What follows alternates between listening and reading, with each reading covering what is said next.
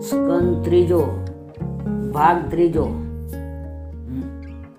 મૃષ્ટિ પ્રહાર કરી વરાહ ભગવાને હિરણ્યકંશનો વધ કર્યો અને પૃથ્વીનું રાજ્ય મનુ મહારાજને આપ્યું અને જ્ઞાન કરી કે ધર્મથી પૃથ્વીનું પાલન કરો. પછી વરાહ ભગવાન બદ્રીનારાયણ સ્વરૂપના લીન થયા. સમાજને સુખી કરવો તે મનુષ્ય માત્રનો ધર્મ છે. આ વાત વરાહ ભગવાને પોતાના આચરણથી મનુષ્યોને શીખવી છે. મનુષ્યનો જીવનમાં લોભ છે ત્યાં સુધી પાપ છે અને પાપ છે ત્યાં સુધી ધર્મ નથી. લોભને મારવા વરાહ નારાયણના ચરણોનો આશ્ચર્ય કર્યો. બુદ્ધિનો ઉપયોગ કેવળ અર્થોપાર્જન કરવા માટે ન કરો, તેનો ઉપયોગ ઈશ્વરો પાસના માટે પણ કરો, નહીતર પેલા ઝવેરીઓ જેવી દશા થશે. એક વખત એક રાજાના દરબારમાં એક ઝવેરાત આવ્યો અને તેની પાસે એક હીરો હતો. આ હીરાની કિંમત કરવા માટે તમામ ઝવેરીઓને ભેગા કરવામાં આવ્યા. દરેકે એ હીરાની કિંમત જુદી જુદી આંકી રાજા નિરાશ થયો. તેવામાં એક ઝવેરી આવ્યો, હીરાની કિંમત 99 લાખ રૂપિયા બતાવી. રાજાએ પૂછ્યું, 1 કરોડમાં 1 લાખ ઓછા શા માટે? વૃદ્ધ ઝવેરીએ બીજા 100 હીરા મંગાવી પેલા હીરાની આજુબાજુ ગોઠવી દીધા. તે હીરાની ચમક 100માંથી 99 હીરા પર પડી, પણ 1 હીરા પર ન પડી. વૃદ્ધ ઝવેરીએ કહ્યું, આટલા માટે મેં એની કિંમત 1 લાખ રૂપિયા ઓછી રાખેલી. રાજા ખુશ થઈ કહે છે, મંત્રીજી, ઝવેરીને ઇનામ આપો. તે વખતે ત્યાં એક મહાત્મા બેઠેલા હતા. તેણે ઊભા થઈ કહ્યું કે એ ઝવેરીના માથા ઉપર રાખ નાખો. એ કેવળ મૂર્ખ છે. મહાત્માને એનું કારણ પૂછવામાં આવ્યું. મહાત્માએ કહ્યું, ઝવેરીએ ભગવાને આપેલી બુદ્ધિનો ઉપયોગ કેવળ પથરાની કિંમત કરવામાં કર્યો છે, ઈશ્વરનું ભજન કરવા માટે કર્યો નથી. જે બુદ્ધિનો ઉપયોગ તેણે પથરાને ઓળખવા માટે કર્યો, તે બુદ્ધિનો ઉપયોગ ઈશ્વર ઓળખવા માટે કર્યો હોત તો તેનો ઉદ્ધાર થઈ જાત. ભલે તેને તમે ડાયો માનો, હું તેને મૂર્ખ માનું છું. મનુષ્યના શરીરમાં 9 છિદ્રો છે, તે વાટે જ્ઞાન બહાર નીકળી જાય છે. ઇન્દ્રિયોમાંથી જ્ઞાન બહાર ન નીકળી જાય તે માટે ઇન્દ્રિયોને ઈશ્વરને માર્ગે વાળો. ઇન્દ્રિયોનો નિરોધ કરો અને ઇન્દ્રિયોને પ્રભુ માર્ગમાં વાળો. તૃતીય સ્કંધમાં 2 પ્રકરણો છે, પૂર્વ મીમાંસા અને ઉત્તર મીમાંસા. પૂર્વ મીમાંસામાં વરાહ નારાયણની અવતારની કથા કહી છે. ઉત્તર મીમાંસામાં કપિલ નારાયણના ચરિત્રનું વર્ણન કર્યું છે. યજ્ઞ કર્યા વગર કપિલ નારાયણની વિદ્યા બુદ્ધિમાં સ્થિર થતી નથી. કાયા વાણી મનથી કોઈને દુભાવવું નહીં, તે યજ્ઞ છે. સત્ય બોલવું તે પણ યજ્ઞ છે. સદા સર્વદા પ્રસન્ન રહેવું એ પણ યજ્ઞ છે. યજ્ઞ વિના, સત્કર્મ વિના ચિત્ત શુદ્ધિ થતી નથી અને ચિત્ત શુદ્ધિ વગર જ્ઞાન ટકતું નથી. માનવ શરીર એ ઘડો છે. આ ઘડાને 9 છિદ્રો છે. ઘડામાં છિદ્રો હોય તો ઘડો ભરાય નહીં. એક છિદ્રમાંથી અનેક વખત વિકાર વાસનાના વેગમાં જ્ઞાન વહી જાય છે. જ્ઞાન થવું એ અઘરું નથી. પણ આવેલું જ્ઞાન ટકતું નથી. જ્ઞાનને ટકાવવા ઇન્દ્રિયોમાંથી વહી જતી બુદ્ધિ શક્તિને અટકાવવાની છે. જ્ઞાનીઓ ઇન્દ્રિયોને વિષયોમાં જતી અટકાવે છે, ત્યારે વૈષ્ણવો તેને પ્રભુના માર્ગમાં વાળે છે. આજે જ્ઞાન બધું પુસ્તકમાં રહ્યું છે, મસ્તકમાં રહ્યું નથી. પુસ્તકોની પાછળ પડે એ વિધાન અને પ્રભુ પ્રેમમાં પરમાત્માની પાછળ પડે તે સંત. વિધાન શાસ્ત્ર પાછળ દોડે છે, ત્યારે શાસ્ત્ર સંતની પાછળ દોડે છે. શાસ્ત્રો વાંચીને જે બોલે તે તે વિધાન પ્રભુને રીઝવી અને પ્રભુ પ્રેમમાં પાગલ થયેલો જે બોલે તે સંત. ગીતાજીમાં ભગવાને કહ્યું છે કે હૃદયમાં સાત્વિક ભાવ જાગે, મન શુદ્ધ થાય. એટલે તુકારામ મહારાજ પણ કોઈના શુદ્ધ થાય એટલે હૃદયમાંથી જ્ઞાન આપોઆપ પ્રગટ થાય છે. મીરાબાઈ કોઈના ઘેર શાસ્ત્ર ભણવા ગયા નથી. તુકારામ મહારાજ પણ કોઈના ઘરે શાસ્ત્ર ભણવા ગયા નથી. જ્ઞાનનો શત્રુ છે હિરણ્યકંશ. ભાગવતમાં જે અવતારનો કર્મ બતાવ્યો છે તેમાં પહેલા હિરણ્યકંશનો વધ, પછી કપિલ ભગવાન આવે છે. તમારા મનને પૂછશો કે ઈશ્વરે મને જે સંપત્તિ સુખ આપ્યા છે તેને હું લાયક છું કે નહીં, તો જવાબ મળશે કે લાયક નથી. એટલા માટે થાય છે કે મનુષ્ય માને છે કે પ્રભુએ મને ઓછું આપ્યું છે. સ્વયંભૂ મનુની રાણીનું નામ શત્રુપા. મનુ મહારાજને ત્યાં 2 બાળકો થયા. તેમના નામો પ્રિયવ્રત અને ઉત્તાનપાદ. 3 કન્યાઓ થઈ. તેમના નામો આકૃતિ, દેવહૂતિ તથા પ્રસૂતિ. તેમાં આકૃતિ રુચિને, દેવહૂતિ કર્દમ ઋષિને અને પ્રસૂતિ દક્ષને પરણાવી. દેવહૂતિનું લગ્ન કર્દમ ઋષિ સાથે થયું હતું. તેમને ત્યાં કપિલ ભગવાન પધાર્યા છે. વિદુરજી પ્રશ્ન કરે છે કે હે મૈત્રીજી, આ કપિલ ભગવાનની કથા મને કહો. મૈત્રીજી કહે છે, કપિલ બ્રહ્મ જ્ઞાનનું સ્વરૂપ છે. કર્દમ થશો તો તમારે ઘેર કપિલ આવશે. કર્દમ એટલે કર્દમ ઇન્દ્રિયોનું દમન કરે. ઇન્દ્રિયોનું દમન કરે એ કર્દમ. કર્દમ એટલે જીતેન્દ્રિય. શરીરમાં સત્વગુણની વૃદ્ધિ થાય એટલે આપોઆપ જ્ઞાનનો ઝરો ફૂટે છે, જ્ઞાન પ્રગટે છે. જ્ઞાનની પ્રાપ્તિ શરીરમાં સત્વગુણ વધવાથી થાય છે. સત્વગુણ શુદ્ધ આહાર, શુદ્ધ આચાર, શુદ્ધ વિચારથી વધે છે. સંયમથી, સદાચારથી સત્વગુણ વધવાની અંદરથી જ્ઞાન સ્ફુરણ થાય છે. જીભ સુધરે તો જીવન સુધરે છે. લૂલી માગે તેને આપશો નહીં. 2-4 મિનિટમાં ઊંઘ આવશે એમ લાગે ત્યારે જ પથારીમાં પડો.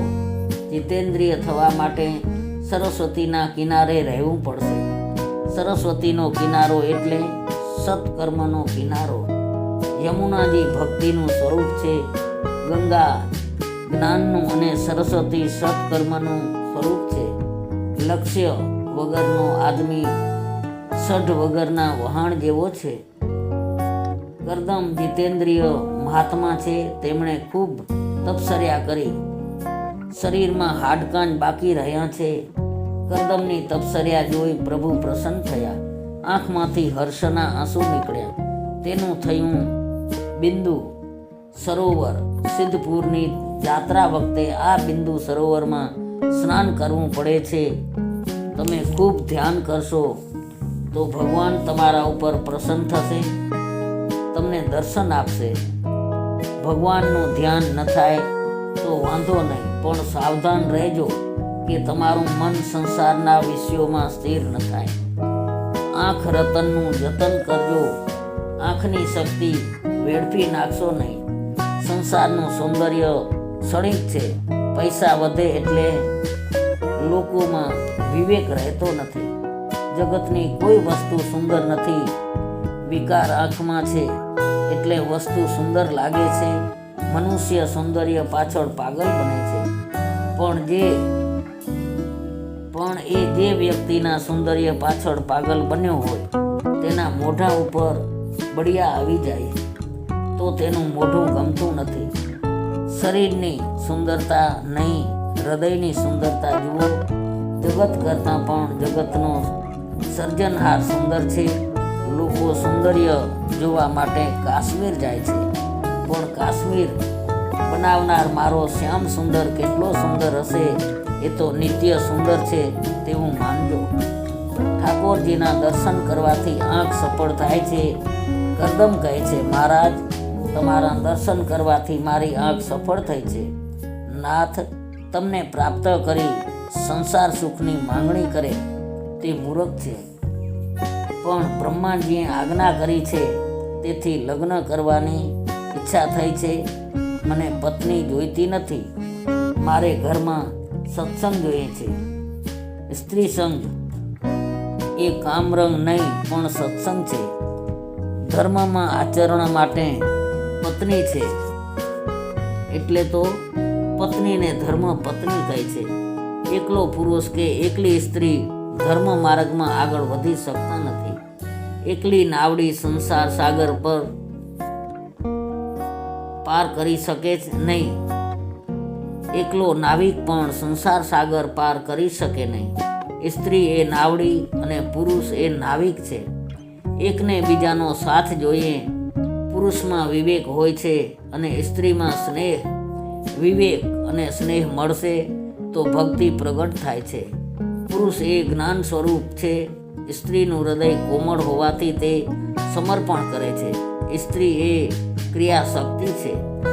ઘણાને આશ્ચર્ય થશે કે કરદમે આટલા વર્ષોની તપશ્ચર્યા કરી ભગવાન પાસે મુક્તિ કેમ ન માગી. કરદમે વિચાર્યું કે હજારો જન્મોની કામ વાસનાઓ સુષુપ્ત રીતે મનમાં રહેલી હોય છે. તેને સંતોષી મનુષ્ય ઉપર જે 3 પ્રકારના ઋણ હોય છે તેમાંથી મુક્ત થવું સારું અને તે પછી મુક્તિની ઈચ્છા રાખવી. ભગવાને કહ્યું, 2 દિવસ પછી મનુ મહારાજ તમારી પાસે આવશે અને પોતાની પુત્રી દેવહૂતિ તમને આપશે. હું તમારે ત્યાં પુત્ર રૂપે આવીશ. જગતને મારે સાંખ્ય શાસ્ત્રનો ઉપદેશ કરવાનો છે. એવું કહી શ્રીહરિ ત્યાંથી વિદાય થયા. પતિ પત્ની પવિત્ર જીવન ગાળે તો ભગવાનને ઈચ્છા થાય કે હું તેમને ત્યાં જન્મ લઉં. નારદજી મનુ મહારાજ પાસે આવ્યા અને કહ્યું, તમે કરદમને કન્યાદાન કરો. મનુ મહારાજ શત્રુપા અને દેવહૂતિ સાથે કરદમ ઋષિના આશ્રમમાં આવે છે. કરદમ વિવેકથી દેવહૂતિની પરીક્ષા કરે છે. કરદમ ઋષિએ 3 આસનો બિછાવ્યા છે. તે ઉપર બધાને બેસવા કહે છે. મનુ શત્રુપા બેસે છે. દેવહૂતિ બેસતા નથી. કરદમે કહ્યું, આ 3જું આસન દેવી તમારા માટે છે. દેવહૂતિએ વિચાર કર્યો કે ભવિષ્યમાં આ મારા પતિ થવાના છે. પતિએ પાથરેલા આસન ઉપર બેસવું એ મારો ધર્મ નથી અને જો ન બેસું તો આસન આપનારનું અપમાન થાય છે. તેથી દેવહૂતિ જમણો હાથ આસન ઉપર રાખી અને આસનની બાજુમાં બેસે છે. બિચારી જૂના જમાનાની હતી. આજકાલની હોય તો આસન ઉપર પહેલેથી જ જમાવી દે. હાલમાં તો પતિઓને બાબાને ઝુલાવવાનો હુકમ કરે છે. છોકરાઓને પતિને સોંપી અને ફરવા નીકળી જાય છે. આર્ય નારીના સાચા સંસ્કાર આજે ભૂલાતા જાય છે. આજે છોકરીઓની પરીક્ષા કરવાની રીતો જુદી બનતી જાય છે. કરદમ વિચારે છે, છોકરી છે તો લાયક, લગ્ન કરવામાં હરકત નથી. મનુ મહારાજે કહ્યું, આ કન્યા હું આપને અર્પણ કરવા આવ્યો છું. કરદમ ઋષિ બોલે છે, લગ્ન કરવાની મને ઈચ્છા છે. લગ્ન પહેલા હું એક પ્રતિજ્ઞા કરવાનો છું. મારા લગ્ન વિલાસ માટે નથી પણ કામનો વિનાશ કરવા માટે છે. કામનો વિકાસ નહીં પણ કામનો વિનાશ એ મારા લગ્નનું પ્રયોજન છે. એટલે એક પુત્ર થાય પછી હું લૌકિક સંબંધનો ત્યાગ કરીશ અને સંન્યાસ લઈશ. કન્યાદાનના મંત્રમાં સંતતિ માટે લખ્યું છે. સંતતિઓ માટે એવું નથી લખ્યું. માટે શાસ્ત્રમાં પહેલા પુત્રને જ ધર્મપુત્ર કહ્યો છે. ધર્માચરણ નહીં કે કામાચરણ માટે લગ્ન છે. પિતા પુત્રને કહે છે, તું મારો આત્મા છે એક પુત્ર થયા પછી પત્ની માતા જેવી બને છે. કામ ઈશ્વર જેમ વ્યાપક થવા માગે છે તેને એક સ્ત્રીમાં સંકુચિત કરી નાશ કરવા લગ્ન કરવાનું છે. લગ્નમાં સાવધાન શબ્દનો ઉચ્ચાર કરવામાં આવે છે, કારણ બધા જાણે છે કે લગ્ન કર્યા પછી એ સાવધાન રહેવાનો નથી. લગ્ન કર્યા પછી સાવધાન રહે તે જીત્યો, અથવા જે પહેલા સાવધાન થયો તે જીત્યો. રામદાસ સ્વામી લગ્ન પહેલા સાવધાન થયા હતા. લગ્ન મંડપમાં ગોર મહારાજ સાવધાન બોલવા લાગ્યા એટલે રામદાસ સ્વામી સાવધ થઈ ગયા અને લગ્ન મંડપમાંથી ભાગી ગયા. ભોગ વગર રોગ થાય નહીં. કેટલાક રોગ પૂર્વજન્મના પાપથી થાય છે, ત્યારે કેટલાક રોગ આ જન્મના ભોગ વિલાસથી થાય છે. ભોગ ભોગવવામાં રોગોનો ભય છે જ. ભોગ વધે એટલે આયુષ્યનો ક્ષય થાય છે. ભોગો ભોગવતા નથી, આપણે જ ભોગવાઈ જઈએ છીએ. ઘર સંસાર બગડ્યો ત્યારથી કે જ્યારથી વરરાજા મોટરમાં બેસવા લાગ્યા. હાલના વરરાજાને ઘોડા ઉપરથી પડી જવાની બીક લાગે છે. અલ્યા, એક ઘોડો તને પાડી નાખશે તો 11 ઘોડા તારી શું દશા કરશે? એક ઘોડાને તું સાચવી શકે નહીં તો 11 ઘોડાઓને કેમ કરી સાચવશે? આ 11 ઘોડા એ 11 ઇન્દ્રિયો છે. કદમ ઋષિએ આદર્શ બતાવ્યો છે. તેઓ કહે છે કે મારું લગ્ન એક સત્પુત્રને માટે છે, તે પછી હું સંન્યાસ લઈશ. આ મારો નિયમ તમારી કન્યાને માન્ય હોય તો લગ્ન કરો. મનુ મહારાજ વિચારમાં પડી ગયા કે આ તો પરણતા પહેલાં જ સંન્યાસની વાત કરે છે. પણ દેવહૂતિ સાધારણ સ્ત્રી ન હતી. તેણે કહ્યું, મારે એવા પતિની જરૂર છે. દેવહૂતિ એટલે દેવને બોલાવનારી શક્તિ. નિષ્કામ બુદ્ધિ દેવને બોલાવી શકે છે. મનુ મહારાજે વિધિપૂર્વક કન્યાનું દાન કર્યું. દેવહૂતિ કરદમના લગ્ન થયા. દેવહૂતિ કરદમ આશ્રમમાં વિરાજ્યા. મારા પતિ તપસ્વી છે તો મારે પણ તપસ્વી બનવું જોઈએ. 12 વર્ષ એક જ ઘરમાં સંયમથી રહ્યા છે. 1100 વર્ષ ઉપર દક્ષિણ દેશમાં વાચસ્પતિ મિશ્ર નામના એક ઋષિ થઈ ગયા. શ્રદ્ધ શાસ્ત્રો ઉપર તેમણે ટીકાઓ લખી છે. તેમની ટીકાઓ પ્રખ્યાત છે. ગ્રંથો લખે અને આખો દિવસ તપસર્યા કરે. લગ્ન થયેલું પછી 36 વર્ષ સુધી જાણતા ન હતા કે મારી પત્ની કોણ છે. એક દિવસ તેઓ બ્રહસૂત્રના શાકંભાષ્ય ઉપર ટીકા લખતા હતા. એક લીટી બરાબર બેસતી ન હતી. એવામાં દીવો થોડો મંદ થયો એટલે તેમની પત્ની દીવામાંની વાટ સંકોરે છે. અચાનક વાચસ્પતિની નજર તેના ઉપર દોડે છે. તેઓ પૂછે છે, દેવી તમે કોણ છો? તેમની પત્ની કહે છે, હું ભામતી તમારી પત્ની. 36 વર્ષ પહેલાં આપણા લગ્ન થયેલા. હવે વાચસ્પતિને સઘળું જ્ઞાન થાય છે. એ કહે છે, 36 વર્ષ તે મારી સેવા કરી. મારા પર તારો અનંત ઉપકાર છે. ભામતી કહે છે, આપ જગતના કલ્યાણ માટે ગ્રંથો રચો છો. આપની સેવા કરી હું કૃતાર્થ થઈ છું. તમારી સેવા કરતાં કરતાં મારો દેહ પડે. વાચસ્પતિએ કંઈક માંગવા કહ્યું, છતાં પત્નીએ કાંઈ માગ્યું નહીં. ત્યારે વાચસ્પતિ કહે છે કે શાંકર ભાષ્ય ઉપર હું જે ટીકા લખી રહ્યો છું તેનું નામ ભામતી ટીકા રહેશે. એ મારી નહીં, તારી તપસ્યાનું ફળ છે. આજે પણ એ ટીકા ભામતી ટીકાને નામે ઓળખાય છે. આવો હતો ભારત વર્ષ. એક ઘરમાં 36 વર્ષો સંયમથી રહ્યા. આવા પુરુષને જ્ઞાન મળે છે. બાકી કાંઈ જ્ઞાન બજારમાં મળતું નથી. પુસ્તકોથી આજકાલ જ્ઞાનનો પ્રચાર બહુ થયો છે, પણ પૂર્ણ સંયમ વિના જ્ઞાન આવે નહીં. પૂર્ણ સંયમ વિના પરમાત્મા પ્રગટ થાય નહીં. એક ઘરમાં રહેવા છતાં કરદમ દેવહૂતિ 12 વર્ષ સુધી સંયમ પાળે છે. કરદમ એ જીવાત્મા છે, દેવહૂતિ એ બુદ્ધિ છે.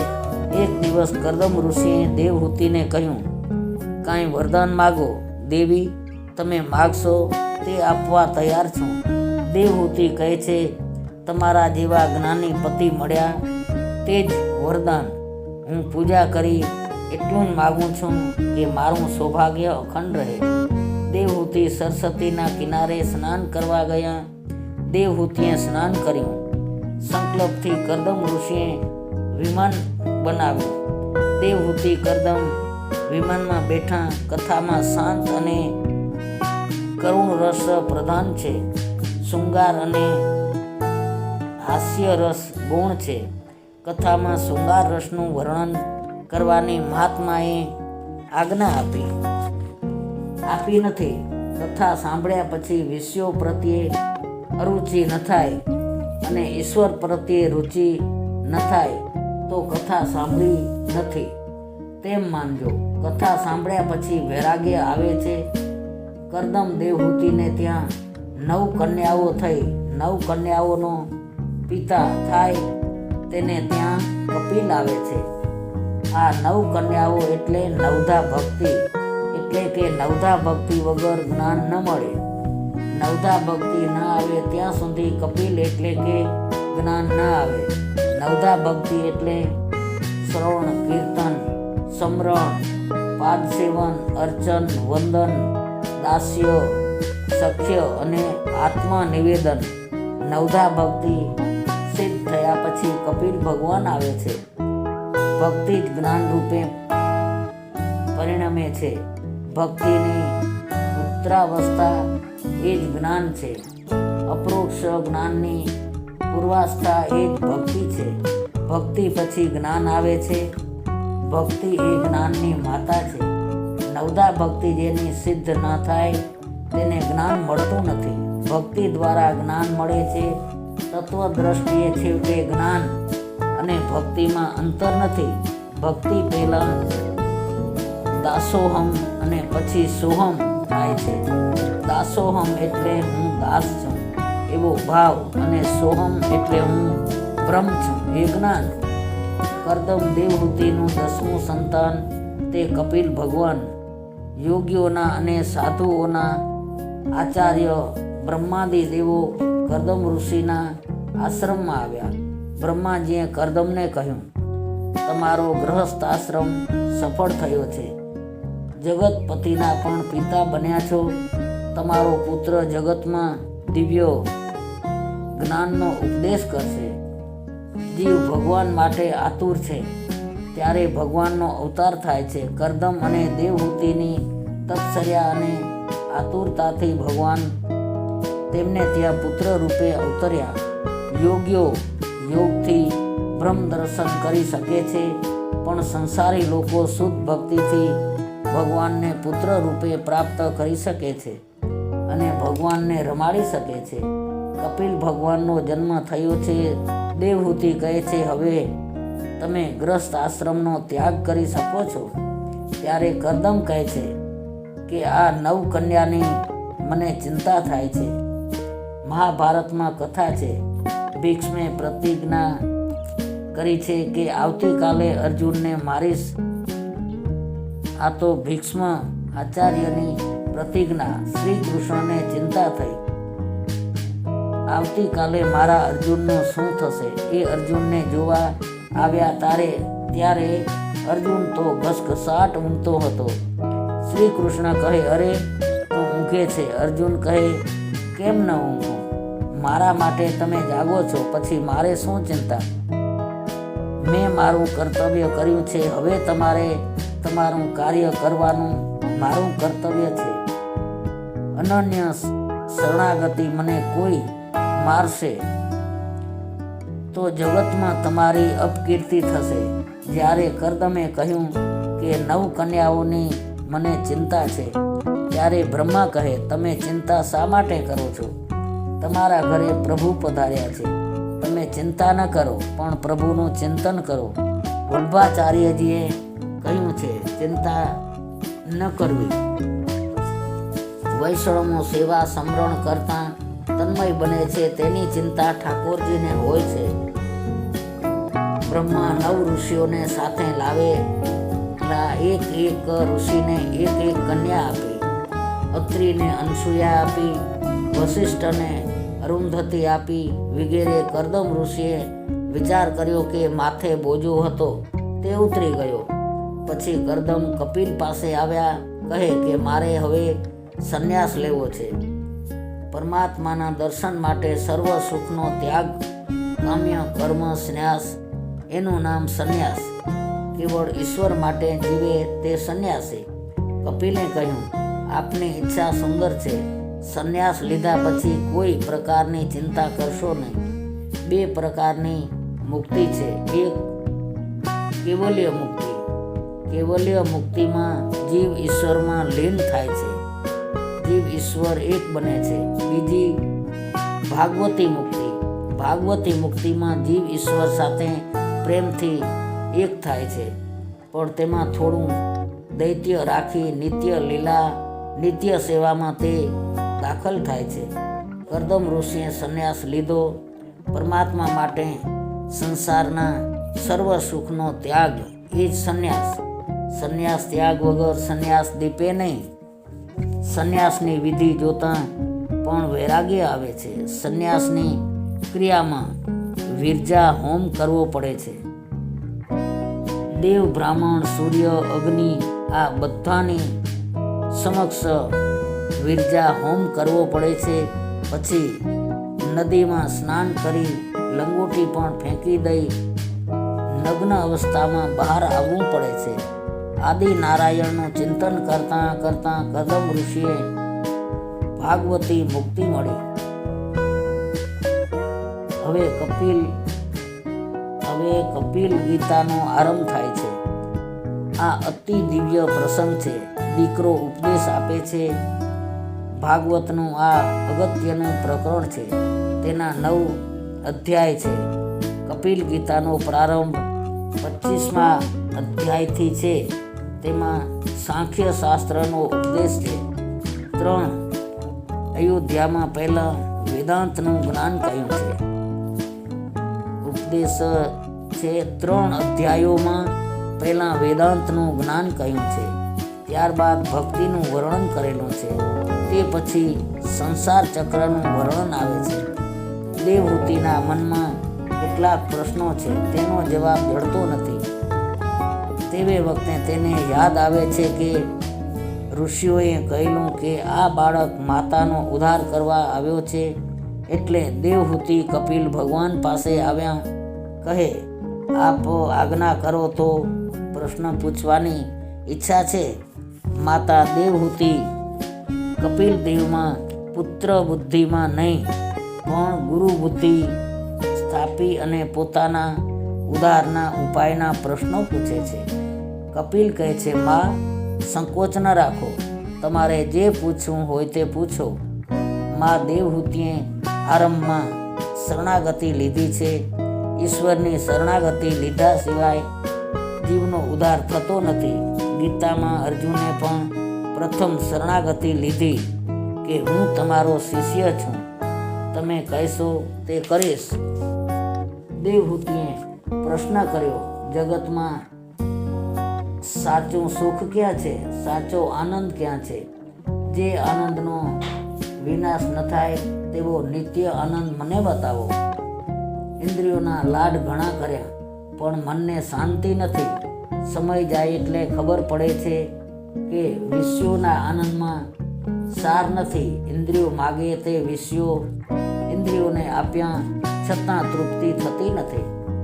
અને ઇન્દ્રિયો રોજ નવા વિષયો માગે છે. જીવ રસમુખ તરફ ખેંચે છે. આંખ રૂપના સુખ તરફ ખેંચે છે. ત્વચા સ્પર્શના સુખ તરફ ખેંચે છે. જીભ કહે છે કે 2 મહિનાથી મેં ઢોકળા ખાધા નથી. અરે પણ આજ સુધીમાં તે કેટલી વખત ખાધા તે યાદ કરને. ઢોકળા ખવડાવી જીભને રાજી કરી તો આંખો કહે તે 2 માસથી ફિલ્મ જોઈ નથી. પૈસા ખર્ચીને અંધારામાં બેસે એ સુધર્યા કહેવાય કે બગડ્યા? કેટલાક કહે છે અમે તો ધાર્મિક ફિલ્મ જોઈએ છીએ. ધાર્મિક ચિત્રો પણ ન જોવાય, કારણ કે રામનો પાઠ ભજવનાર ક્યાં રામ હોય છે? રામનો પાઠ ભજવનાર પર સ્ત્રીને કામ ભાવથી જોતો હોય તો તેની ફિલ્મમાં શું જોવું? રામ જેવો કોઈ રામનો પાઠ ભજવે તો અસર થાય. નરસિંહ મહેતાની ફિલ્મ જોઈને જે ફિલ્મ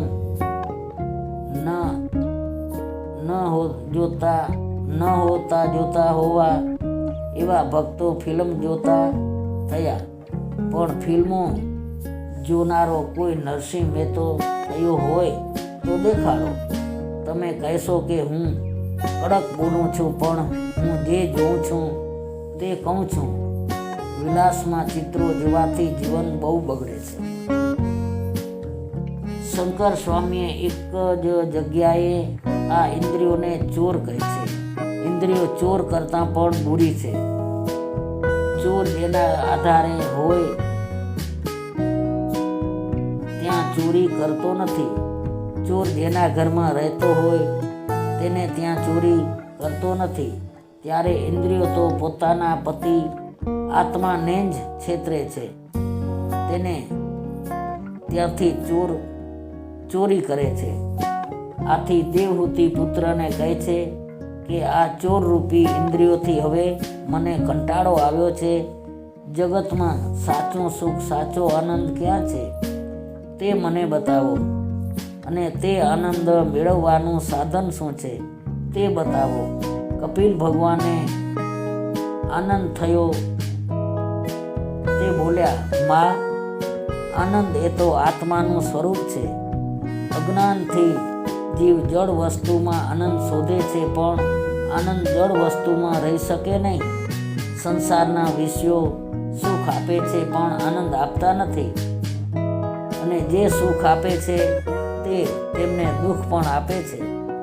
પરંતુ ભગવાન તમને હંમેશા આનંદ આપશે. આનંદ એ પરમાત્માનું સ્વરૂપ છે. સંસારનું સુખ દરાજને ખંજવાળવા જેવું છે. દરાજને ખંજવાળો ત્યારે સુખ જેવું લાગે છે, પણ ખંજવાળથી નખના ઝેરથી દરાજ વધે છે. ઉત્તમમાં ઉત્તમ મીઠાઈ ગળા સુધી હોય ત્યાં સુધી સ્વાદવાળી લાગે છે. જગતના પદાર્થોમાં આનંદ નથી. આનંદનો ભાસ માત્ર છે. આ જગત દુઃખરૂપ છે. ગીતાજીમાં પણ કહ્યું છે કે ક્ષણભંગુર અને સુખ રહિત એવા આ જગતને અથવા મનુષ્ય શરીરને પ્રાપ્ત કરીને તું મારું જ ભજન કર. વિષયો અને ઇન્દ્રિયોને લગતું સુખ આરંભમાં અમૃત જેવું લાગે છે, પણ અંતે તે વિસ્મય પુરવાર થાય છે. ઇન્દ્રિયોથી સુખની તૃપ્તિ થતી નથી. ઇન્દ્રિયો વિવેકરૂપી ધનનું હરણ કર્યા પછી જીવને સંસારરૂપી ખાડામાં નાખે છે. બહારના વિષયોમાં આનંદ નથી, સુખ નથી. ખરો આનંદ બહાર નથી, અંદર જ છે, આત્મામાં છે. આનંદ એ અવિનાશી અંતર્યામીનું સ્વરૂપ છે. એની એક નક્કર સાબિતી એ કે જો શરીરમાં આનંદ હોય તો તેમાંથી પ્રાણ નીકળી ગયા પછી લોકો તેને સાચવી રાખતા કેમ નથી? જળ પદાર્થમાં આનંદનો ભાસ થાય છે. તે ચૈતન્ય સ્પર્શથી થાય છે. 2 શરીરના સ્પર્શથી સુખ મળતું નથી, પણ પ્રાણ એક થાય છે એટલે આનંદ જેવું લાગે છે. પ્રાણ ભેગા થાય તો સુખ થાય છે. ત્યારે અનેક પ્રાણો જેમાં મળ્યા છે તે પરમાત્માને મળવાથી કેટલો આનંદ થાય. બહારના વિષયોમાં આનંદ નથી, પરંતુ ચિંતમાં મનમાં આત્માનું પ્રતિબિંબ પડે છે, તેથી આનંદ જેવું લાગે છે. ઇન્દ્રિયોને મનગમતો પદાર્થ મળે એટલે ઇન્દ્રિયો વિષયમાં તૃપ્ત થાય છે, એટલે મન થોડી વાર એકાગ્ર થાય, પરિણામે ચિત્તમાં આત્માનું પ્રતિબિંબ પડે છે, તેથી આનંદનો ભાસ થાય છે. આનંદ એ આત્માનું સહજ સ્વરૂપ છે. શીતળતા એ જળનું સહજ સ્વરૂપ થાય છે, તેમ આ આત્મા તો નિત્ય સુખ છે, આનંદ સ્વરૂપ છે. સુખ દુઃખ એ મનના ધર્મો છે. મન નિર્વિલેશ્ય એટલે આનંદ મળે છે. દ્રશ્યમાંથી દ્રષ્ટિને હટાવી દ્રષ્ટામાં દ્રષ્ટિને સ્થિર કરે તો આનંદ મળે. જો વિષયોમાં આનંદ હોય તો સર્વને સર્વકાળે એક સરખો આનંદ આપે. તૃપ્ત થયેલા માણસ પાસે શ્રીખંડ મૂકો તો તેને નહીં ભાવે. માંદા માણસ પાસે માલપુડા મૂકો તો તેને નહીં ભાવે. એટલે આનંદ શ્રીખંડ માલપુડા એટલે કે વિષયોમાં નથી, જળ પદાર્થમાં નથી. શ્રીખંડમાં આનંદ હોય તો જેને તાવ આવ્યો હોય તેને પણ શ્રીખંડ ખાવાથી આનંદ મળવો જોઈએ, પણ તેને આનંદ મળતો નથી, એટલે શ્રીખંડમાં આનંદ નથી. તે પ્રમાણે બધા વિષયોનું સમજવાનું છે કે સંસારના પદાર્થોમાં આનંદ નથી, પણ ઇન્દ્રિયોને મનગમતા વિષય મળે એટલે ઇન્દ્રિયો બહારથી અંતમૂર્ખ થાય છે. અંતમૂર્ખ થયેલા મનમાં ઈશ્વરનું પ્રતિબિંબ પડે છે એટલે આનંદ થાય છે. મન અંદર આવે છે એટલે આનંદ મળે છે.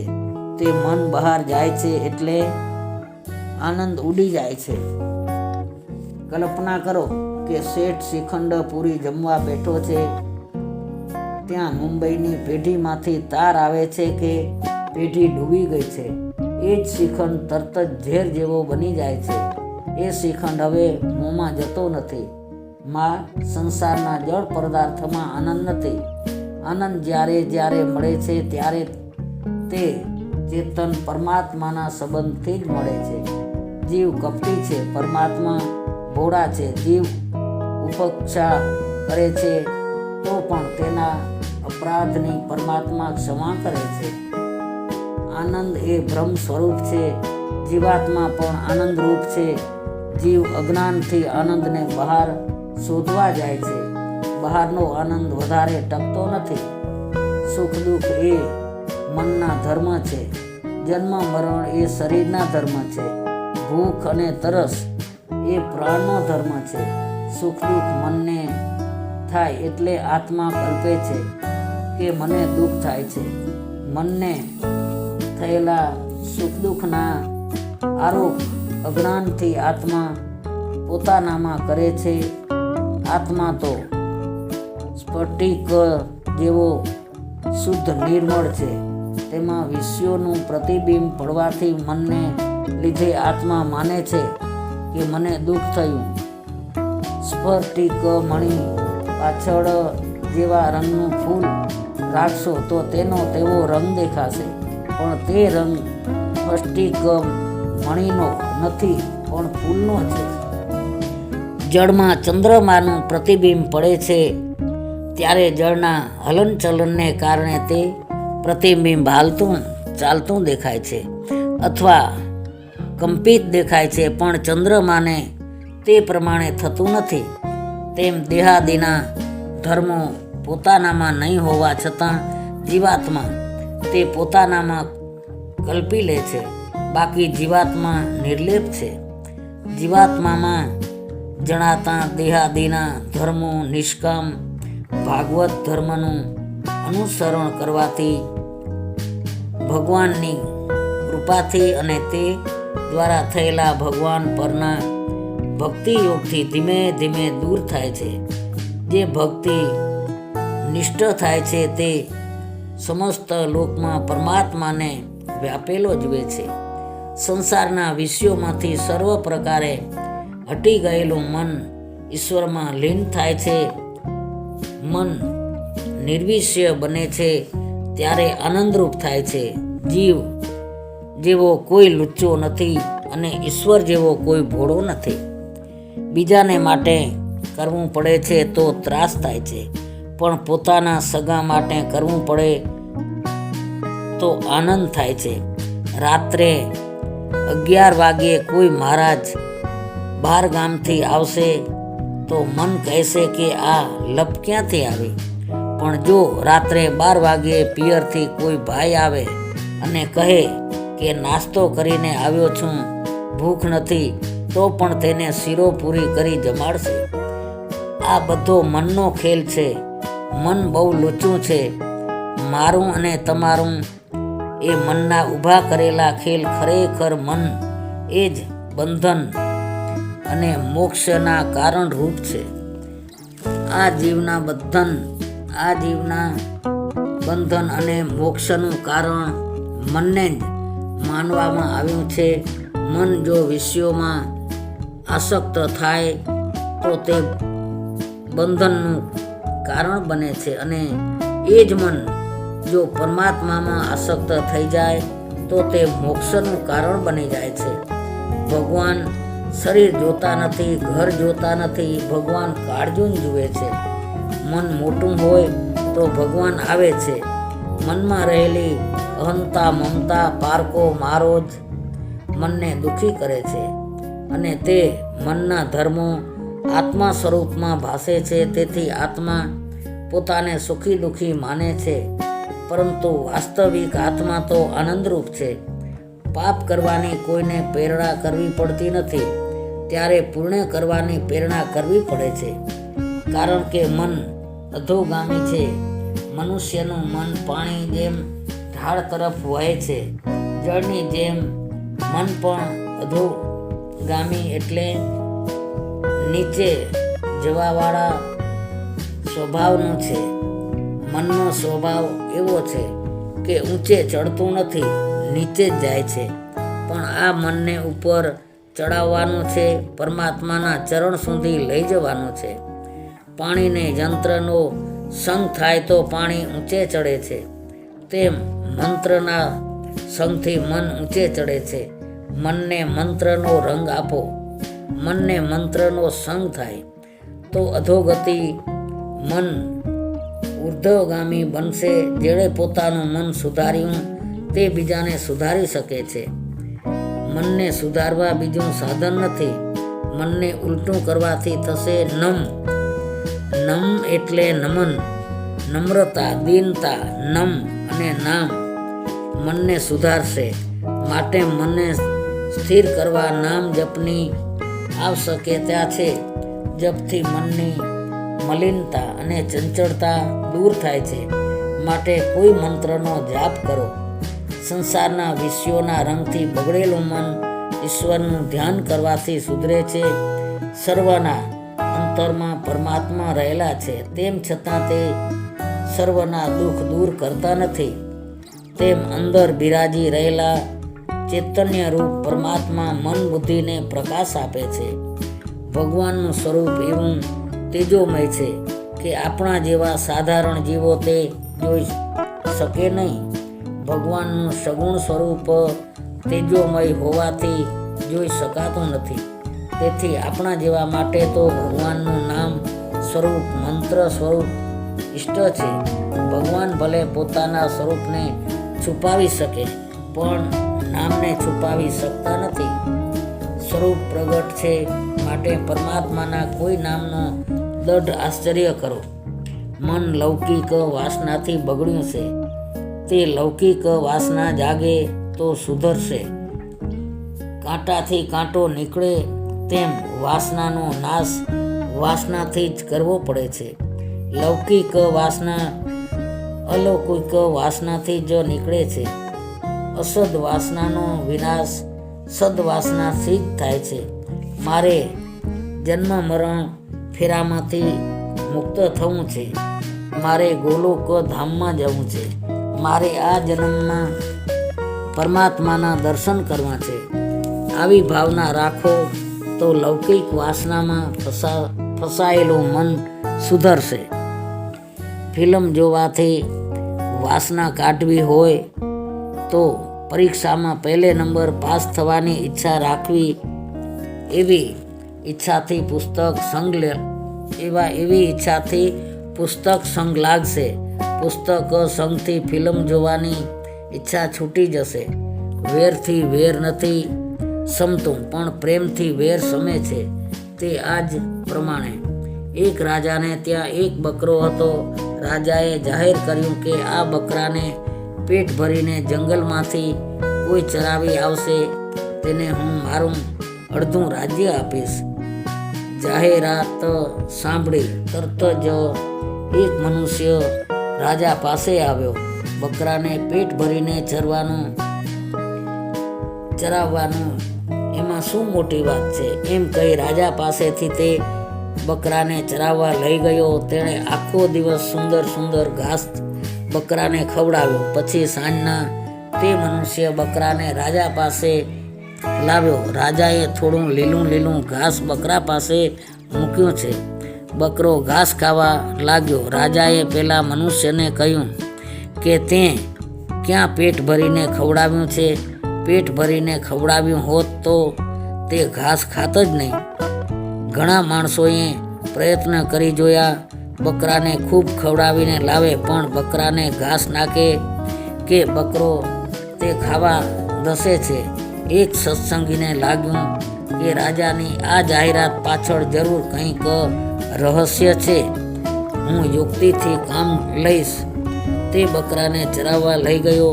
બકરો ઘાસ ખાવા જાય કે તરત જ તેના મોઢા ઉપર એ લાકડીનો ફટકો મારે.